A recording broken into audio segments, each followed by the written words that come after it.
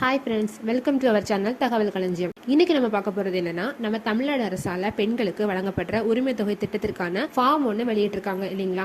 அந்த ஃபார்ம்ல என்னென்ன கேட்டிருக்காங்க, அதுக்கு நீங்க எப்படி எல்லாம் ஃபில் பண்ணணும்னு சொல்லிட்டு தான் இந்த வீடியோல நம்ம பார்க்க போறோம். வாங்க பார்க்கலாம். அந்த ஃபார்மை எடுத்துக்கிட்டிங்கன்னா அவங்க அதுல ஒரு 10 கொஸ்டின்ஸ் கேட்டிருக்காங்க.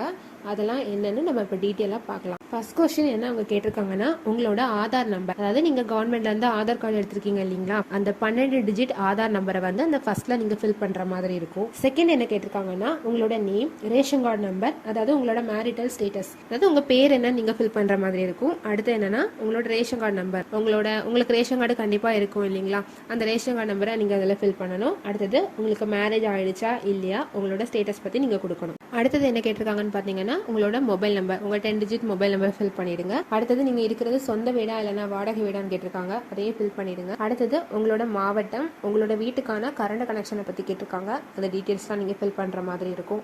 அடுத்தது உங்களுக்கு அமௌண்ட் வரப்போறது இல்லைங்களா, அதுக்கான உங்களோட பேங்க் டீட்டெயில்ஸை பத்தி கேட்டிருக்காங்க. பேங்க் டீட்டெயில்ஸ்ல ஃபர்ஸ்ட் எடுத்துக்கிட்டீங்கன்னா உங்களோட பேங்கோட நேம், அதோட பிரான்ச், பேங்க் எந்த பிரான்ச்ல இருக்குன்னு சொல்லிட்டு கேட்டிருக்காங்க.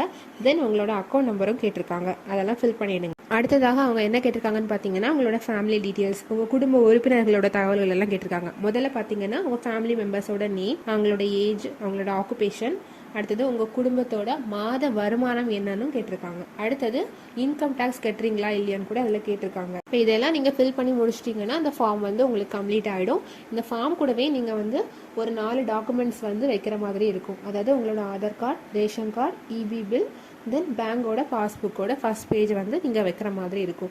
அதெல்லாம் ஜெராக்ஸ் காப்பி மட்டும்தான் போதும்னு சொல்லியிருக்காங்க. ஒருவேளை உங்களுக்கு ஒரிஜினல் வெரிஃபிகேஷன் டைமில் கேட்டாலும் கேட்கலாம். ஸோ நீங்கள் அதையும் கையில் வச்சுக்கோங்க.